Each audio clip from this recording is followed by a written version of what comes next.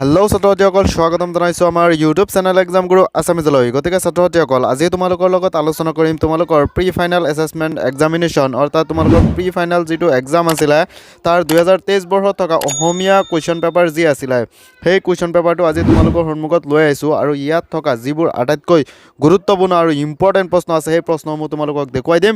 গতিকে ছাত্ৰছাত্ৰীসকল তোমালোকে ভিডিঅ'টো প্ৰথমৰ পৰা একদম শেষলৈকে ভিডিঅ'টো চাই থাকা। গতিকে ছাত্ৰছাত্ৰীসকল তোমালোকে 1 মাৰ্কছৰ কাৰণে প্ৰথমতে চোৱা যে ভাৰতীয় সংস্কৃতিৰ প্ৰাণ কি। এইটো এটা গুৰুত্বপূৰ্ণ খুবেই ইম্পৰ্টেণ্ট প্ৰশ্ন। মই যিকেইটা প্ৰশ্ন এতিয়া দেখুৱাই দিম সেই প্ৰশ্নসমূহ তোমালোকে এতিয়াই শিকিবা, কাৰণ এই প্ৰশ্নসমূহ খুবেই ইম্পৰ্টেণ্ট, পৰীক্ষাত ডাইৰেক্ট কমন পৰিব।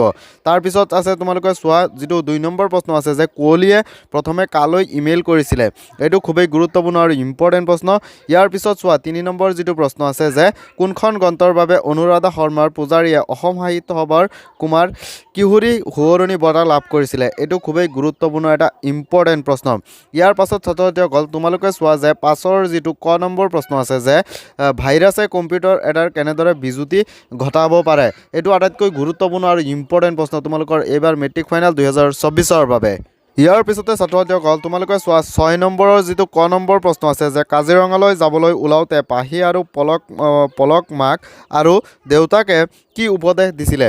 এইটো এটা গুৰুত্বপূৰ্ণ আৰু খুবেই ইম্পৰ্টেণ্ট এটা প্ৰশ্ন। ইয়াৰ পিছত যিটো ঘ নম্বৰ প্ৰশ্ন তোমালোকে চাব পাৰি আছে যে বেহেষ্টি জাহাৰাৰ বিষয়ে এটি টোকালিকা। এইটো এটা খুবেই গুৰুত্বপূৰ্ণ প্ৰশ্ন তোমালোকৰ মেট্ৰিক ফাইনেল 2024ৰ বাবে 3 মাৰ্কছৰ কাৰণে আহিব পাৰে। এই বেহেষ্টি জাহাৰটো তোমালোকে শিকিবা, একদম মিছ নকৰিবা। ইয়াৰ পাছতে চোৱা যিটো 7 নম্বৰৰ প্ৰশ্ন আছে যে হাতৰ যিটো ক আৰু খ দুয়োটা আটাইতকৈ ইম্পৰ্টেণ্ট প্ৰশ্ন 5 মাৰ্কছৰ নহ'লে 4 মাৰ্কছৰ বাবে। ইয়াৰ পিছত চোৱা তোমালোকে 8 নম্বৰৰ যিটো খ নম্বৰ প্ৰশ্ন আছে এই খ নম্বৰ প্ৰশ্নটো আটাইতকৈ বেছি ইম্পৰ্টেণ্ট তোমালোকৰ মেট্ৰিক ফাইনেল 2024ৰ বাবে। ইয়াৰ পাছতে চোৱা তোমালোকে 9 নম্বৰ প্ৰশ্ন যে মুহপাহ মানে কি। এইটো খুবেই এটা ইম্পৰ্টেণ্ট প্ৰশ্ন। ইয়াৰ পাছতে চোৱা যে আজান ফকীৰৰ আচল নাম কি আছিলে।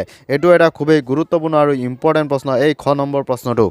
লগে লগে চোৱা ছাত্ৰছাত্ৰীসকল যে 11 নম্বৰ যিটো ক নম্বৰ প্ৰশ্ন আছে যে মক্কাৰ দুৱাৰত চাহাব জীয়াই মাৰে তালি। এইটো খুবেই এটা গুৰুত্বপূৰ্ণ আৰু ইম্পৰ্টেণ্ট প্ৰশ্ন তোমালোকৰ মেট্ৰিক ফাইনেল 2024ৰ বাবে। ইয়াৰ পিছত 12 নম্বৰ প্ৰশ্নটোত থকা যিটো খ নম্বৰ প্ৰশ্ন আছে যে কবিয়ে কিয় মৰাৰ পাছতো পুনৰ অসমতে জনম ল'ম বুলি ভাবিছে বুলি বুজাই লিখা। এইটো এটা খুবেই গুৰুত্বপূৰ্ণ আৰু ইম্পৰ্টেণ্ট প্ৰশ্ন, খুবেই ইম্পৰ্টেণ্ট প্ৰশ্ন। এই প্ৰশ্নটো তোমালোকে ভালদৰে মুখস্থ কৰি ল'বা। ইয়াৰ পাছতে চোৱা তোমালোকে 13ৰ যিটো খ নম্বৰ প্ৰশ্ন আছে যে পানী মৰে পিয়াসত অগ্নি মৰে জাৰত খোদা ৰচুল লুকাই আছে মুমিনৰ আঁৰত। এইটো এটা খুবেই ব্যাখ্যা কৰা, খুবেই ইম্পৰ্টেণ্ট ব্যাখ্যা কৰা। তোমালোকে এইটো ভালদৰে মুখস্থ কৰিবা, শিকি ল'বা। ইয়াৰ পাছতে ছাত্ৰছাত্ৰীসকল তোমালোকে 14 নম্বৰ প্ৰশ্নটো চোৱা। 14 নম্বৰ প্ৰশ্নৰ ক নম্বৰ যিটো আছে যে মই অসমীয়া কবিতাটোৰ সাৰাংশ লিখা। এই কবিতাটোৰ সাৰাংশটো তোমালোকে শিকি ভালদৰে শিকিবা, কাৰণ 5 মাৰ্কছৰ প্ৰশ্ন আহিব এটা সাৰাংশ লিখাৰ কাৰণে। তোমাৰ শাৰীৰিক অসুস্থতাৰ কাৰণ দৰ্শাই দুদিনৰ ছুটি বিচাৰি বিদ্যালয়ৰ প্ৰধানলৈ এখন আবেদন লিখা। তোমালোকে আবেদন লিখাটো ভালদৰে শিকি ল'বা, কাৰণ আবেদন লিখা তোমালোকৰ 4 মাৰ্কছৰ কাৰণে আহিব আৰু এইটো একদম কমন প্ৰশ্ন আহিবই। গতিকে তোমালোকে এইটো আবেদন লিখাটো ভালদৰে ধুনীয়াকৈ শিকি ল'বা।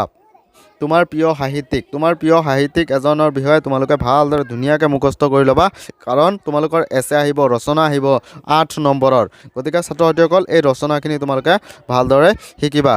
ইয়াৰ পাছতে ছাত্ৰছাত্ৰীসকল 20ৰ যিটো ক নম্বৰ প্ৰশ্ন আছে যে বিহাত যোগ পাঠটি ক'ৰ পৰা লোৱা হৈছে। এইটো এটা কমন প্ৰশ্ন, প্ৰায়ে আহি থাকে, তোমালোকে দেখিছাই আগৰ প্ৰশ্নবোৰত। গতিকে এইবাৰো আহি যাব পাৰে, খুবেই ইম্পৰ্টেণ্ট প্ৰশ্ন। এইবোৰ তোমালোকে এবাৰ চালেই পাই যাবা। ইয়াৰ পিছতে তোমালোকে চোৱা যে 21 নম্বৰৰ ক নম্বৰ যিটো প্ৰশ্ন আছে, ক নম্বৰ আৰু যিটো ঘ নম্বৰ প্ৰশ্ন আছে এই দুয়োটা প্ৰশ্ন আটাইতকৈ বেছি ইম্পৰ্টেণ্ট, তোমালোকে ভালদৰে শিকিবা। চোৱা 23ৰ যিটো ঘ নম্বৰ প্ৰশ্ন আছে এই ঘ নম্বৰ প্ৰশ্নটো আটাইতকৈ বেছি ইম্পৰ্টেণ্ট। এই ঘ নম্বৰ প্ৰশ্নটো তোমালোকে শিকিবা। এই প্ৰশ্নটোৰ পৰা বহুত প্ৰশ্ন তোমালোকৰ মেট্ৰিক ফাইনেল 2024ত কমন পৰিব। গতিকে ছাত্ৰছাত্ৰীসকল তোমালোকে ভালদৰে পঢ়িবা। গতিকে ছাত্ৰছাত্ৰীসকল আজিৰ ভিডিঅ'টোত আছিলে ইমানেই। যদি ভিডিঅ'টো চাই অলপো ভাল পালা তেনেহ'লে ভিডিঅ'টোত এটা লাইক কৰি দিবা, আৰু আমাৰ চেনেলত যদি নতুনকৈ আহিছে তেনেহ'লে প্লিজ আমাৰ চেনেলটো ছাবস্ক্ৰাইব কৰি দিবা।